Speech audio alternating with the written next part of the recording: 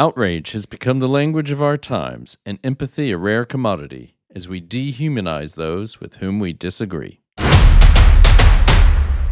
Welcome to Factual America, the podcast searching for the truth about America in a post-truth world. I'm your host, Matthew Sherwood, and today our journey takes us to New York City as award-winning Israeli-American filmmaker Nim Shapira joins us to talk about the polarization playing out on the streets of America. His film Torn, under consideration for an Academy Award, captures the collision between identity, ideology, and social media, as even small gestures done with the best of intentions, like hanging up posters of hostages held by terrorists, is immediately met with hate and vitriol. Why are people so angry that they would tear down and deface flyers of innocent people, including 9-month-old babies? How bad is antisemitism on American college campuses? Is there any hope for free speech and dialogue? Stay tuned. Nim Shapira, welcome to Factual America. How are things with you in Mamdani's America?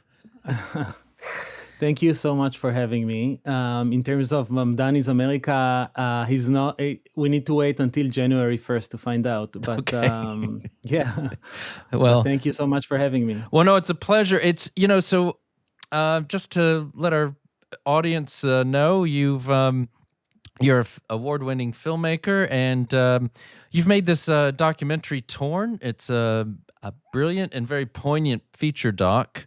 I guess the TV version aired on PBS, WNET on Monday, just ahead of the mayor's race.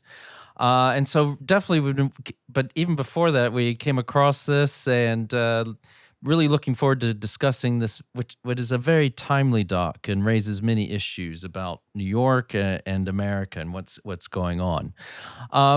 So you've made this doc. I guess you've released it or re-released it recently in the last few weeks. But it's a very fascinating. It's this kind of battle of the posters, and so maybe tell our audience what your film is capturing before we talk about some of the issues that it certainly raises. In the past 2 years, October 2023 to October 2025, there was a war that was very much spotlighted all over the world, of course, between Israel and Hamas in the Gaza Strip. Mm-hmm. A bloody war, a war with a lot of casualties. And because I've been a New Yorker for the past 13 years, Okay. I wanted to document a different war that was kind of like a proxy war, and that war was fought with paper and glue on the streets of New York City between the pro-Palestinian activists and the pro-Israeli activists. Right. So that's kind of like what the film touches on or explores. Yeah. 6 of my family members were taken hostage by Hamas. I just tried to not think of the worst. So, I mean, October 7th obviously happened. Then these, 251 hostages were taken. And so tell us a little bit about, I remember very early on, and it was very reminiscent of sort of 9/11, seeing these posters, showing up in New York City. I think literally just a couple days or almost immediately after October 7th. But I hadn't realized this goes back to some artists. Is that right? And it Correct. Mainly to raise awareness, right? Correct. They moved to New York a few weeks before October 7th from Israel for an art residency. They're actually well-known Israeli artists, and their walls of mostly Tel Aviv, but also other parts in Israel are covered with their murals. Mm-hmm. They also worked in Spain and Poland and other European countries, but they are kind of like very well known in Israel. And the reason why the movie it doesn't open with them, but I Right. did want to focus on them because a few things. One, when you're making a documentary, it's always the question of access, and here the documentary, I would say, is not whole if you don't know who kind of like started it and who started this ball rolling. I would also say that a lot of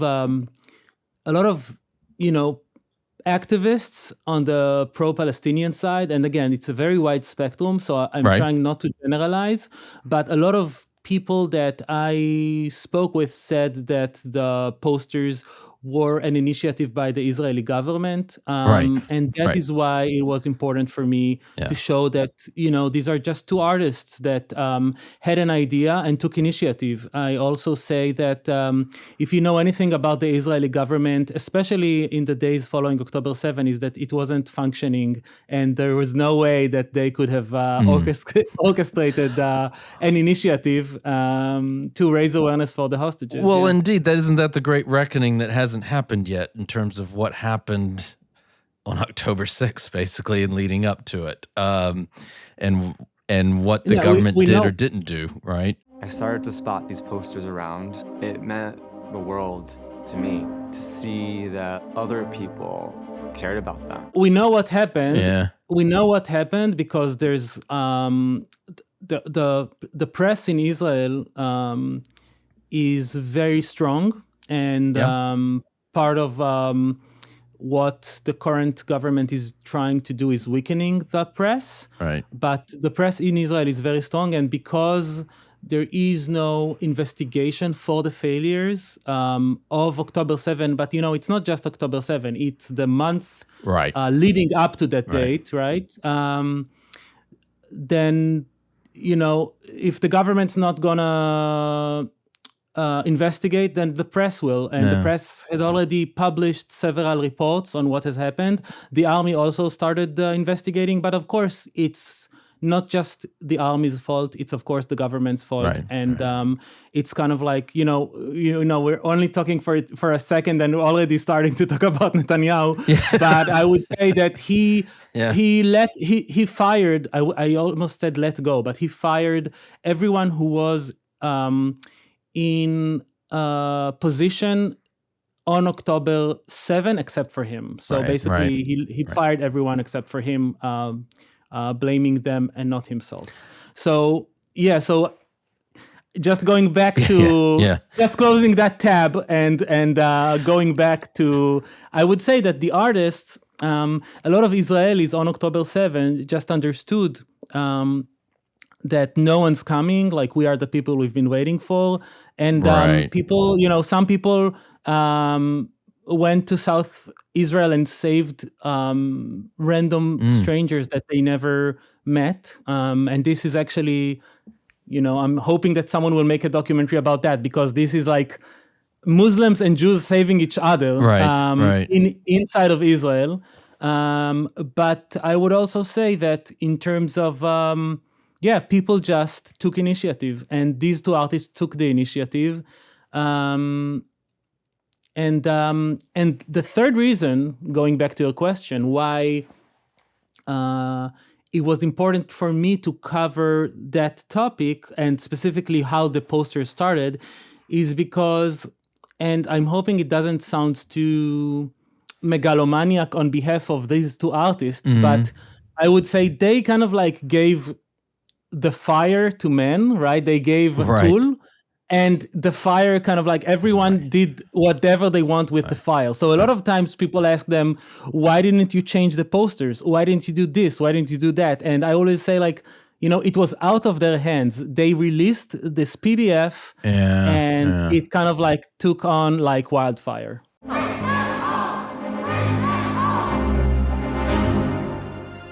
Fuck Israel. Fuck you. Fuck you, propaganda.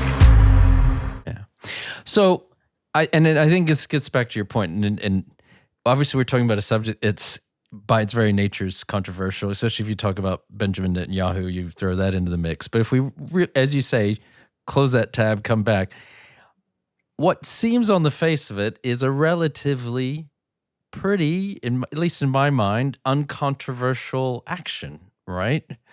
To raise awareness of hostages, to make sure that they're not forgotten, which as a film shows, and is which we've seen over the last 2 years, they often have been, certainly by some people, right? We don't need to go down that route again necessarily. I would say deprioritized, but yeah. Yeah, they haven't been prioritized, exactly. Yeah. And we can talk more about what the recent events mean in terms of all this, but let's face it, as you say, for 2 years, October 23 to 25, so it does seem very uncontroversial. But the thing is, and as you capture, it just elicited this huge backlash on the streets of New York. I mean, and some of us, anyone who's on online world has seen maybe a few of these, one or two of these clips before. So a few of them went viral, but you have a lot in there. Yeah. I mean, it's people just ripping down posters and defacing them, and very offensive graffiti and comments. I mean, is you as a New Yorker? I mean, you in the community, were you really surprised by this? You must have been just shocked. I was actually in Israel on October 7. Okay. And I remember watching these videos of people ripping down the poster. First of all, it was people putting up the posters, which was kind of like a silver lining that people on the other side of the world cared. And this is kind of like my footnote. Again, we're opening a lot of tabs and stuff. Right. My footnote to just say this was an international hostage crisis where 251 hostages from over 40 countries or nationalities were kidnapped. These were Hindus and Buddhists, Christians, Muslims, and Jews. So they were taken from Israel, but they are not all Israelis. They were taken from the recognized international borders of Israel. They were not in the West Bank. They were in cities and towns that are in proximity to the Gaza Strip, but this is part of Israel. So I think today Hamas released the body of the Tanzanian hostage, for example, who studied agriculture in Israel. So again, like this was an international crisis, and when I saw, my community, again, we are in 2025, we are very tribal, we are echo chambered, we are siloed. Right. So it's my community. I saw Jews and Israelis that live in New York and care. By the way, a lot of people from Thailand also put up the posters, but I saw, because there were, I think, at least a dozen hostages from Thailand. But a lot of people did care and wanted to raise awareness. When someone's watching my film, I'm asking them to remember the film is focusing on the first 3 months of the poster war from October 7th to the day that the hostages were, the first round of hostages were released. So it's very important to understand, like in those days, we didn't, or at least I didn't know there's going to be a ground invasion of Gaza. I honestly, if you ask me, thought that the war will end in 2 weeks, 3 weeks, a month. And, but yeah, the second that these posters went up, an hour later they were torn down. And I remember I really couldn't believe it, because I'm a New Yorker. I know the streets by heart. That's my neighborhood. And yeah, it was very shocking. 3,000 Palestinians have lost their lives. I haven't seen a single poster about my people. It is perpetuating a completely false narrative. Where are the Palestinians? A genocide against Palestinians. It's just not genocide. And why are people so angry?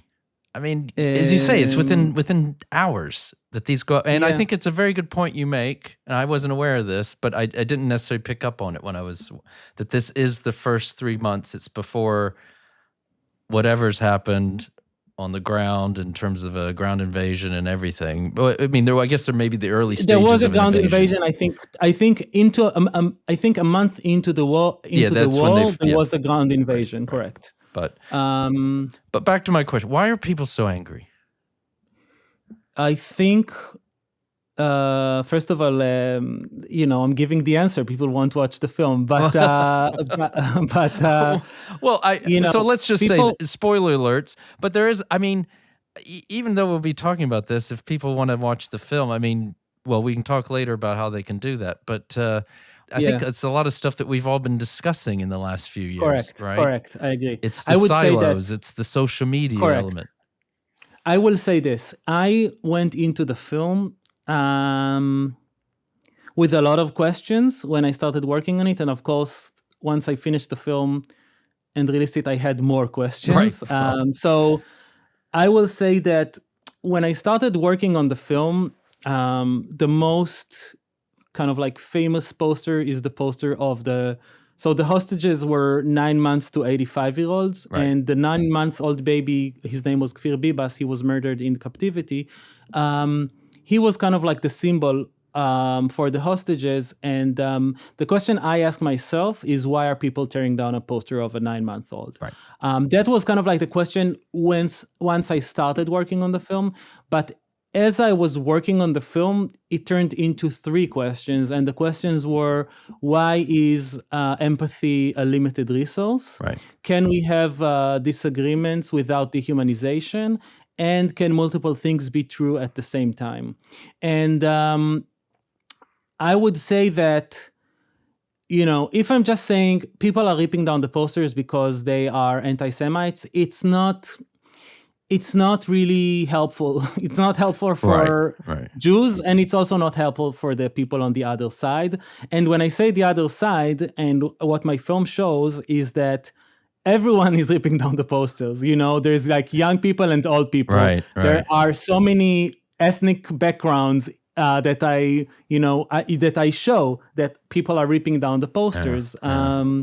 So I would say that if on one side of the spectrum people are ripping down the posters because they are anti-Semites, so on the other side of the spectrum, people are ripping down the posters because they are seeing this as something that competes with Palestinian grief.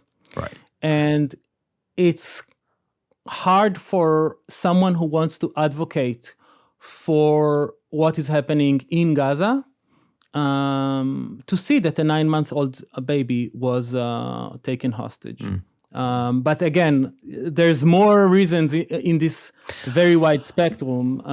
Seeing these faces is the ultimate challenge to the oppressed binary view. You're ripping down posters of kidnapped Jewish babies in your little Yasser Arafat scarves. It's a trap, and you're willingly walking into the trap. Well, so you've, as I said, there's a few that people probably have seen some of this footage, but there's a lot that I certainly hadn't seen. And is it partly the education system in a way? Because it's like, people are spouting off things, and maybe it's not formal education, it's whatever they're educating themselves with online or whatever. But immediately people, you've got, these tended to be younger, but I think you do have some older people talking about the colonizers and things like that. It automatically, it's all lack of. I mean, I guess I kind of want to get back to those 3 questions you asked, but it's this end of nuance, right? I mean, it's there is very black and white, and you have to fit everything into these cookie cutters or puzzles or whatever. And so, ergo, it kind of, I guess, basically getting back to the point you're making, I can't. So maybe let's get back to that question. The inability for empathy, the inability to see that a 9-month-old baby is different can be separated from whatever you think about the actions of a particular government or country. Correct. Right? Correct. But so we, and then what was the empathy? What was you made another point. I said disagreements without dehumanizations, and I said multiple things can be true at the same time. Right. So yeah, that's the thing. I mean, we can't even acknowledge that individuals can be multiple things at the same time, right? Yeah. You know, Yeah. there have been great men and women in history who've also done horrible things, right? Correct. You know, Correct. and yes, it's not just this topic, but it is illustrative, right? That we are incapable now of having debates without dehumanizing each other. I would say that on a personal note, I have been, on social media, I have been unfriended by by colleagues and friends. I sometimes unfriended them, and I decided this past year that I am going to have arguments with the people that upset me online, and they are going to continue being my friends. That I'm not going to I say it in every talk I give, that continue being friends or continue following sources that you disagree with. Again, because we are so siloed and because we are so echo chambered, even if this debate or argument is a loop and you're not gonna convince the other side. Right. I had a conversation with a friend of mine who about the mayoral election that just happened in New York, and we voted for different candidates. And he agreed on things that I have said, and I agreed on things that he have said. Right. And we voted for other candidates, but we did have a conversation, and we agreed on a lot of different things So I think it's just I am eager to talk to people that disagree with me, even if it leads nowhere. And I'm saying I have family members that think different than me. I have friends that think different than me. I am an artist. I'm vegan and I'm gay. So these are the three, communities that I was thrown out of. And it's not a great mix to be. But yeah, it was very hard these past few months or even 2 years. I want to share with you something that happened a few screenings ago. Yeah. And I screened the film in a university. It's very important for me to screen the film in universities. I've screened it in Harvard and Stanford and twice in Columbia and in NYU. Yeah. And Pratt and Parsons, which is also very, very difficult.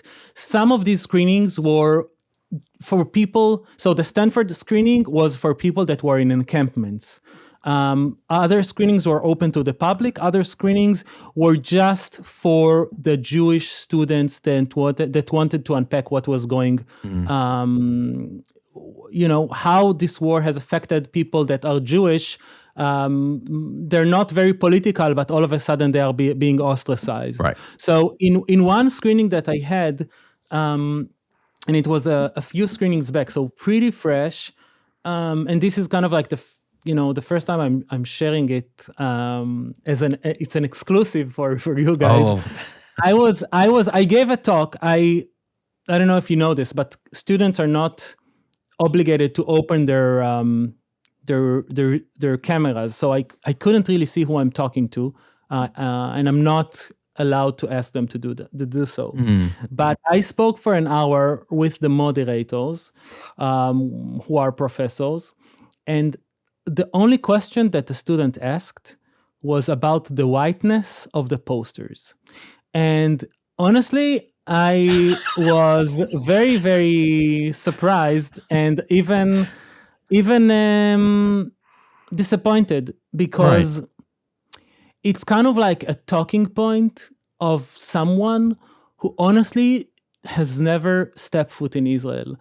Even if you know a little bit about the demographics of Israel, Israel is 60% Jews that were ethnically cleansed from Muslim and Arab countries, mostly Moroccan Jews, but also Iraqi and Iranian and Right. Egyptian and Syrian and Lebanese and, you name it. There is like really every place on earth, Jews that were honestly refugees and had to escape because of laws that were, either laws or pogroms in those Arab and Muslim countries. The other, I would say, 35 to 40% of Jews are European Jews that went through the Holocaust. So to say that the posters are white says more about the question than about the student than about anything else. And again, if you go over every face of those 251 posters, you'd be surprised. I remember that I was in a conference that had Palestinian and Israeli speakers, and because the Israeli speaker was more dark skinned and the Palestinian speaker was more white skinned, they switched the names. So the Jewish speaker was Muhammad and the Palestinian speaker was Moshe, or Joseph. Yeah, right. It's such so yeah, I was just and I think I was very sad actually with this question, and I would say that what's something that we all do, I'm not going to say Americans do, because I feel like it's something that younger people, it's not even younger people, everyone does it. Everyone is using their and you said cookie cutters. Everyone are using these frameworks of like Palestinians are like Native Americans and Jews are like the colonizer. And I think that once you're using metaphors or you're not treating things as standalones, it harms not just the Jews, but also the Palestinians. And it also changes their narrative. Don't flatten different people or conflicts or wars on the other side of the world with your common knowledge and what you know and don't know.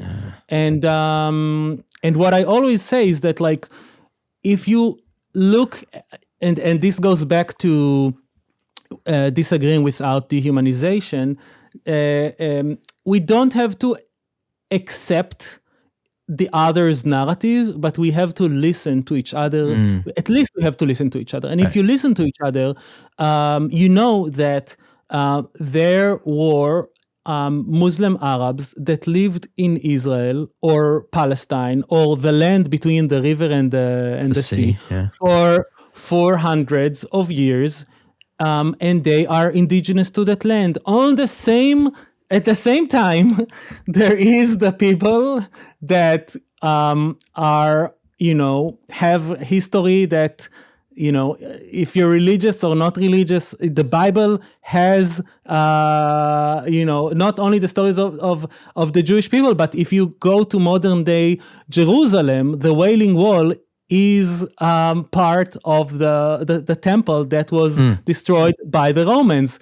There are coins with Hebrew letters in them dating 2,000 years. So, it's again, it's kind of like, it's so disappointing when I hear people on the other side that talk about just they cherry pick parts of the history, but they don't talk about the entirety of the conflict, and that's just very upsetting.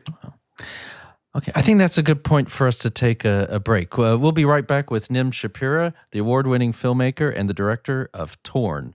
And while you're at it, why not subscribe or follow us? Please turn on your notifications to make sure you never miss one of our episodes. We'll be right back. Factual America is brought to you by Alamo Pictures, a London-based production company specializing in feature documentaries, factual television, and shorts about the U.S. Benefiting from an outsider's keen eye and years of stateside experience, Alamo's filmmakers explore topical, uniquely American stories from a sympathetic European perspective. The result is engaging cinema and television that defies stereotypes and helps audiences truly understand what makes America tick. Check out Alamo's website at alamopictures.co.uk to be the first to hear about new productions, festivals showing Alamo's films, and to connect with the team. Now back to Factual America. Welcome back to Factual America. I'm here with Nim Shapira, award-winning filmmaker and the director of Torn, which poignantly captures the growing polarization on the streets of New York, and along with many other issues and topics. We were just talking about your experiences screening the film and this need for dialogue and for us to listen to each other. And look, I'm happy. This is probably not going to be that kind of interview. I'm not going to get into. I'm not necessarily going to be debating you on things. But one thing You can. Well, but I'm happy to. So if we go down that route, let's see. But it's all good and enough to say we all need to listen to each other. But I mean, one last thing I will just say about some of the videos they show and the people that were tearing down these posters. I mean, some of them look quite unhinged. I mean, Yeah. do they have the ability to? No, to, definitely.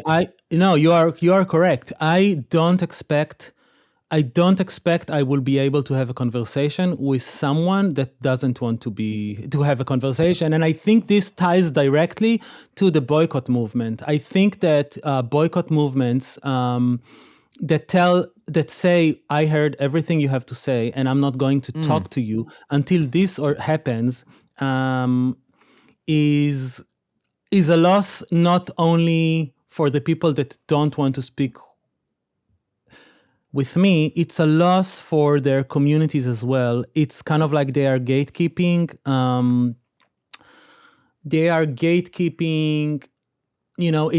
It's kind of like you're in a religious community and things from the outside can seep and pollute what you believe in. So no, I don't think that some people, when people ask me, again, I showed the film to students that were in encampments. These were kids that I had difficult conversations with, and I told them a lot about things that they said you are correct, and about other things you are incorrect. And I showed them where they are wrong and where they are right. But that needs to happen is that they have the willingness to listen.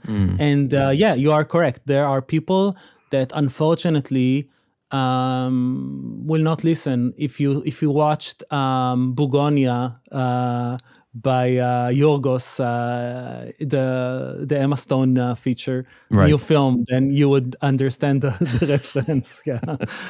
Yeah. Well, you mentioned the boycott movement, so I'm not putting him in the same grouping but isn't that what your mayor-elect is? He's been big on this, isn't he? We don't even need to go that far. I think that the fact that Israeli filmmakers are not getting a seat at the table right now is very unfortunate. I think that if you watched specifically documentaries of the past decade, you would see that the biggest critics or biggest criticizers of the Israeli government and the atrocities that are happening in Israel, but also documentary filmmakers in every country are shining a light on injustices. But these are the artists and these are allies. In Israel, just like in a lot of other European countries, you're not able to make a film without support from the government. And these are governmental funded films. And I can, it's these are documentaries, but the film that Israel sent to compete in the Academy Awards this year is about a kid from the West Bank that wants to see the ocean, the Mediterranean, and what he needs to do in order to watch the sea. This is a story. This is a story that is so human in its core, and people will miss out on it because it was made by Israeli artists. Yeah, we've had actually, I mean, they're about different subjects, but we've had Israeli filmmakers on before, and they've even said that they're peace activists or very I should say active in that community, certainly. I mean, how much, I think what struck me, maybe I'm wrong, but and you've already kind of addressed this, but I don't think the film ever really uses the term anti-Semitism. Correct. You know? Thank you so much for saying that. Correct. Right. I on purpose didn't want to use this word. There are other words that I didn't want to use because I think that this film, when I made it, I made it with a lot of, I don't know if I can call it anger, grief, all of these emotions combined, but it was really a hard time. I think that I'm much better now because there is a ceasefire, even though it's fragile, right, and because the live hostages are home. But I will say that when I was working on the film, just watching all of these videos is very, very hard. So I made a few kind of like executive decisions. So one of them was there's enough horrific footage from the hostage taking and the Gaza war. I'm only going to show a glimpse of it because my film is about New York. It's not about the Middle East. Yeah. So that was one decision. The other decision is, am I going to ask the interviewees or the subjects, and we can talk about who the subjects are in a second, but am I going to ask them if the tearing down of the posters is anti-Zionistic? Is it anti-Semitic? And I think, and I'll tell you a secret, I did ask them that, and I decided to not include it in the final edit. If this is, first of all, they all had different answers. There's this joke about a Jew going to a rabbi, and the Jew asks him, Rabbi, why do Jews always ask? Sorry, I ruined the joke. Hey, Rabbi, why do Jews always answer a question with a question? And the rabbi says, why not? So I decided to, wow. So I decided, this film, what makes me proud is that after the film, no one leaves the theater. People stay and talk and unpack. When I'm in the theater, or even when I'm not, like, people talk to each other. Strangers talk to each other. So, and the film is kind of like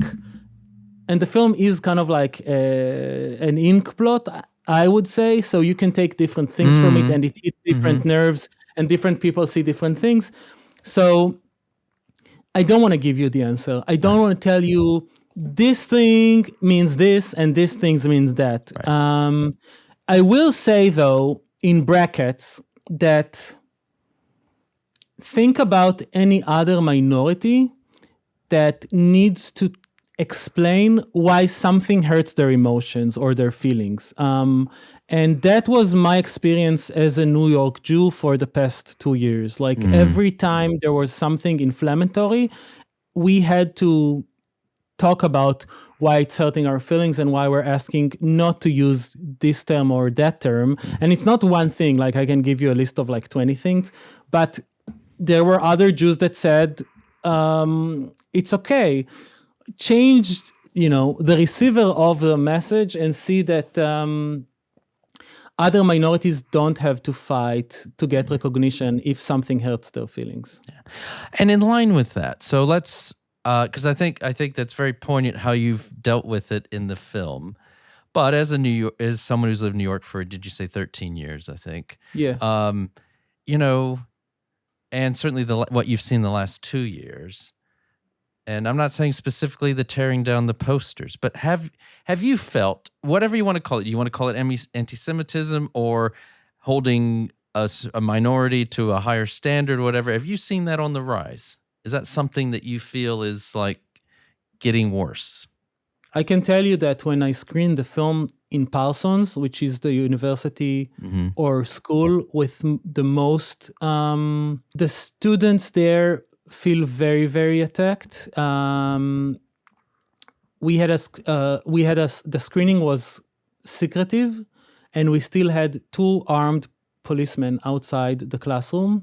And the day after, the Students for Justice in Palestine, the chapter of the new school, they have about 15,000 followers, talked about how there was a screening where the dean attended a pro-genocidal film, and by this Israeli filmmaker, Nim Shapira.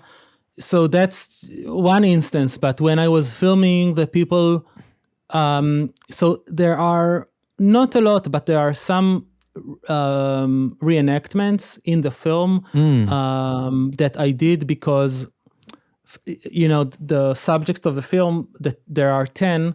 2 of them are siblings, and their cousins were kidnapped, and their extended family.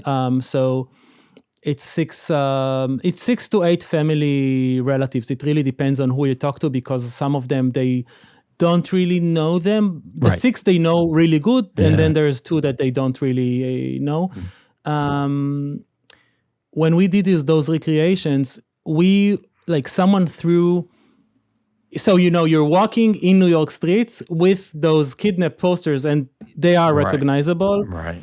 We were like, someone threw a can on us from a very high up building, and it missed me by a foot. It was very, very close to my head, and this was very, it shook me a lot. And also when we were, it's the old saying of the fact that you are paranoid, it doesn't mean that they're not after you. I think there's a Woody Allen quote, but yeah, I don't know.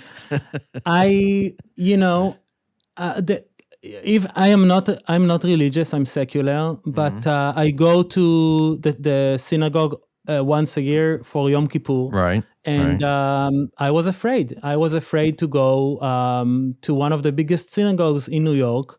And there was an attack in Britain, right? Yes, definitely. On Yom Kippur. Yeah. You see what you see on social media. And I have friends that were physically attacked when they were putting up the posters. And I will say that, you go around Brooklyn or Manhattan, and some of the stickers or graffiti that you see are very, very much offensive and anti-Semitic sometimes.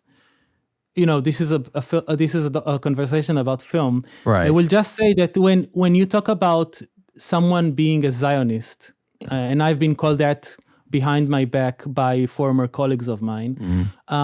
In Israel, if you ask the majority of the population, it means that you're patriotic. Right. Outside of Israel, it means other things. And it means other things to different people. And the fact that I have shown the film over 100 times in person, some of the places I've shown the film in, even the Weitzman, which is a museum in Philadelphia, it's like a really big museum, beautiful museum. They were graffitied a few days after I've shown the film there. Everywhere I go with the film, people tell me their stories of how they were attacked or harassed. When I see people going around New York with a Star of David or a kippah, a Star of David necklace or a kippah, sometimes I tell them to their faces, and sometimes I'm just thanking them subconsciously. But it's brave. It's brave. Then I see 10 people going with a necklace of a cross, and I'm like, why can't, they feel it's just a cross. So yeah. Yeah, no, indeed. And I think you've got some scenes there too, where you have that very brave shopkeeper. She's more than a shopkeeper. She's Chen Levy. Jewelry designer. So, but actually has the police tell her she should take the Star of David out of the window of the shop, right? Yes. That's the answer to this, seemingly. As an MIT fellow, I still get sometimes their text messages. Right. And on the first few weeks of October 7, I got a text message that they cannot protect the Jewish students, so they're asking us to come from the back of the cafeteria. I think these days left-right has very little meaning in sometimes, but we're certainly seeing this rising violence on the left, and this is certainly what my understanding of what we've seen the last few years, certainly on the streets of New York, is definitely from that side of things. But now we're seeing, well, before I ask this next question, I guess this is a bad question to ask, because I'm going to ask, how does the community feel? And that's like assuming that a community sees things all the same way, right? Yes, but how is the Jewish community roughly, or you yourself, how are you feeling now post-election with Mamdani winning? Yeah. Like a third of New York Jews voted for Mamdani. Yeah. For me, if you ask me what I told my friends, I told them, and again, we are all in bubbles, right? I'm in a bubble of probably secular Jewish Israelis, vegan documentary no, filming. No, I'm the only vegan. All of my vegan friends were not stopped talking to me because I'm Israeli. But yeah, I am in a bubble. I would say that I can say about a third of my friends did vote for Mamdani, and the other 2/3 didn't. It's definitely not about him being Muslim. Like, it wouldn't matter if he was Mormon or Christian, or even if he was Jewish. Right. It's not about him being 34.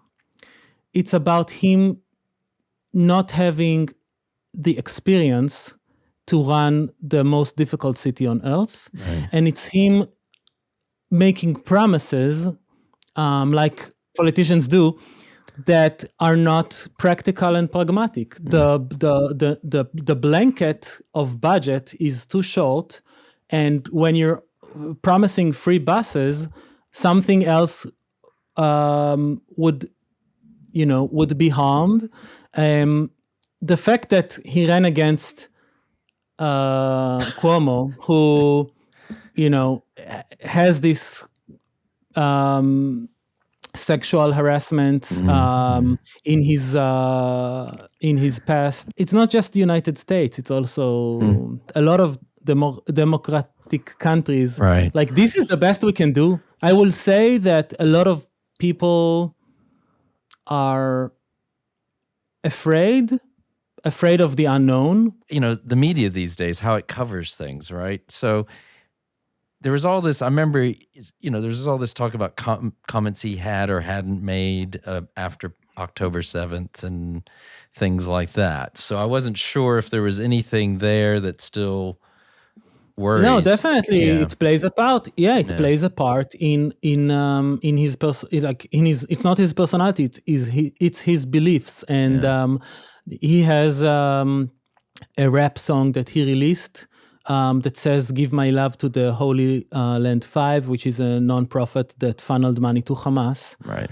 So that's in a rap song. As artists, we know that when you write something, you write it and you think, should I have it in the song? Exactly. And then you decide to record it, and then you decide to publish it. Right. It's not a slip.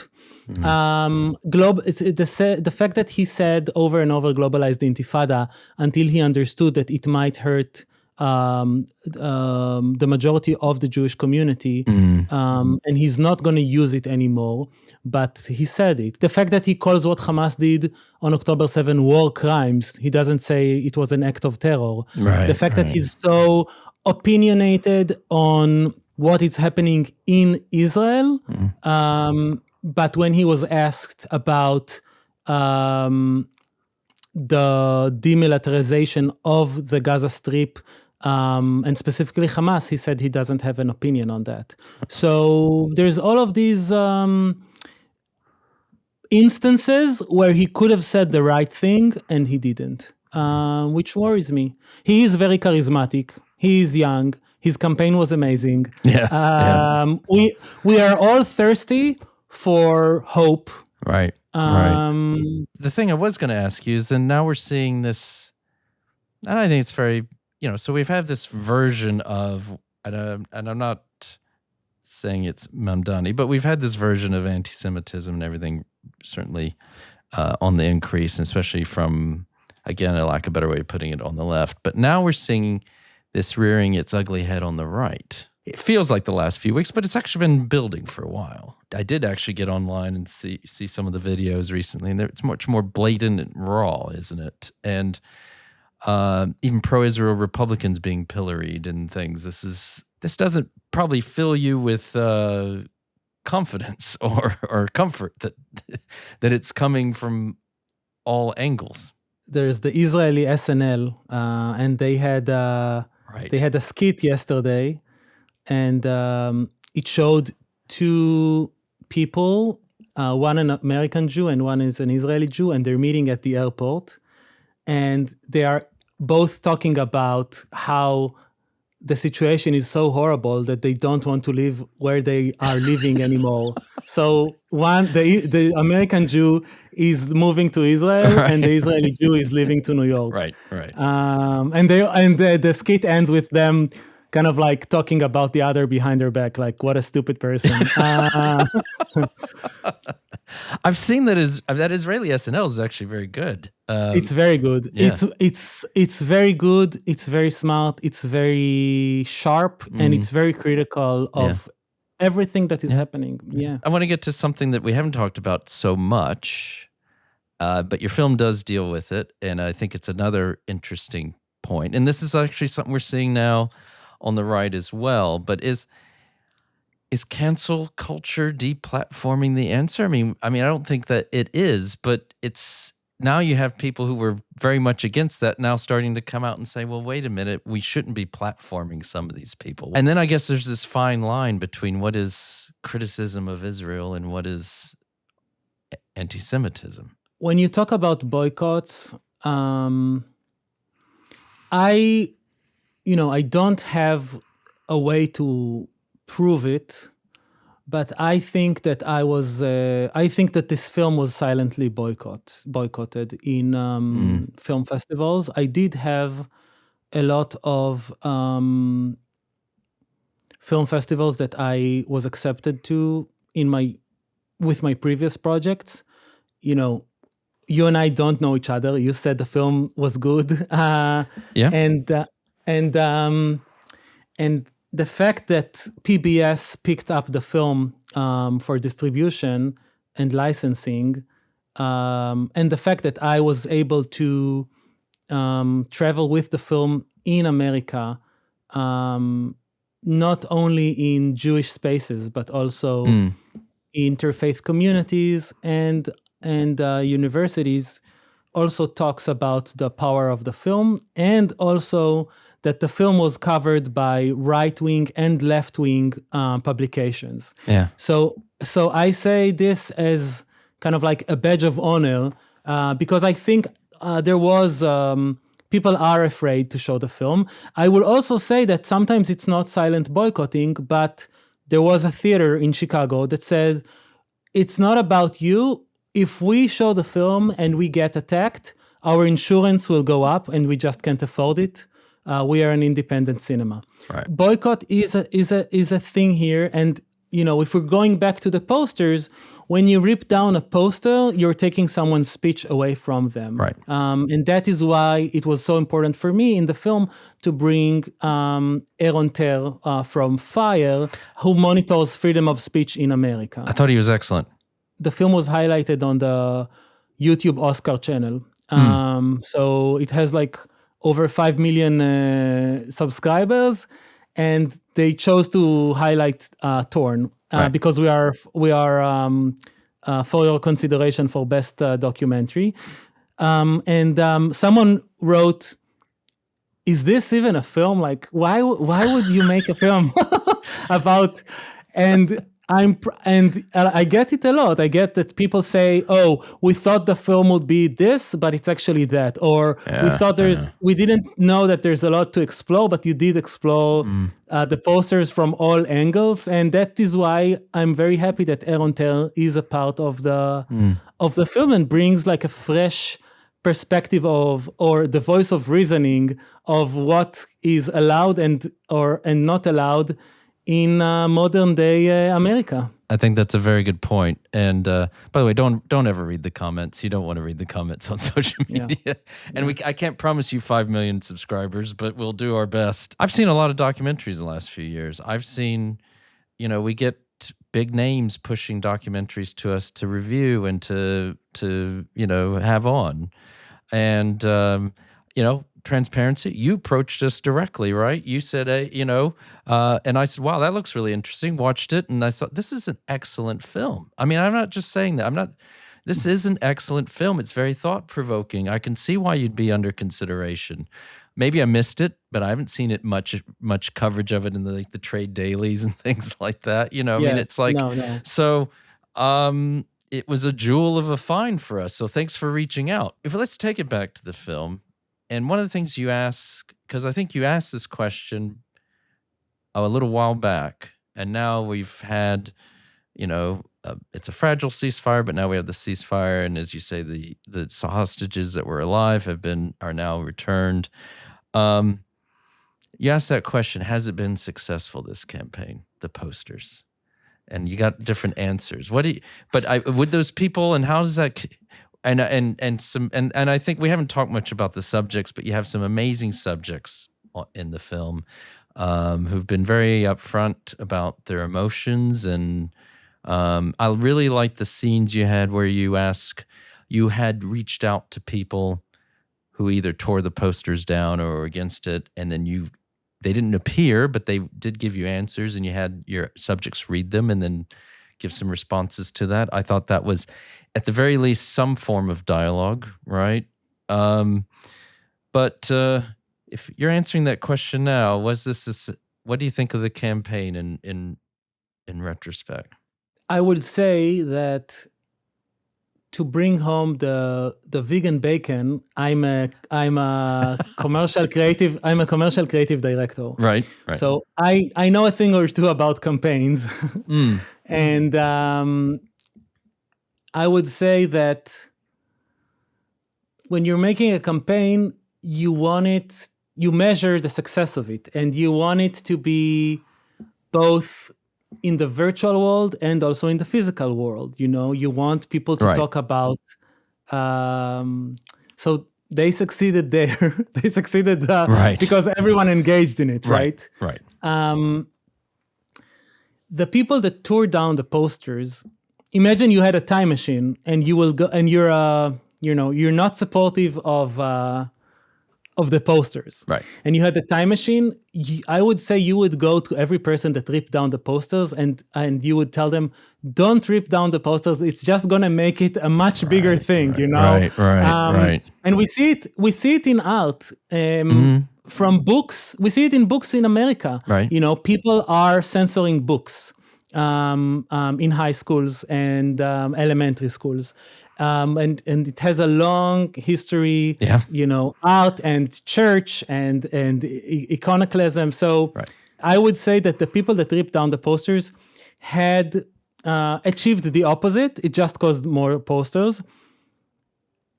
I'm gonna pause on that and tell you another thing, an unexpected thing, that the posters did reach the hostages in captivity. So some of the hostages were in a dungeon, in a tunnel, chained with no way to communicate to the outside world, except for the terrorists that were holding them. But some hostages, they had their captors watch Al Jazeera, and they showed what's happening, in the streets of New York or in Israel. And some of the hostages were like, why is there a photo of me in the streets of New York? And this is what gave them so much power and strength. So that's just like a side story. Other hostages that came out and said they didn't know anything, but then to think that people on the other side of the world marched for them and held their photo, it means a lot. By the way, it also meant a lot to the Palestinians. We saw kids from Gaza saying thank you to the marchers who are talking about what is happening in Gaza. So, So that's, you're asking if it achieved it. I'm giving you kind of like different ways and twists and turns that it got to very unexpected places. I'm also in the film, in the last part of it, I'm showing that it did reach Trump. It did reach the Pope. Yeah. It did reach the Pope. Yes, it did. And we know for a fact that it also made its way to Benjamin Netanyahu. The real question is, like, once it reaches to your desk, Right. what do you do with it? What do you do with the fact that you see a poster of a 9-month-old that is in Gaza, held captive by Hamas terrorists?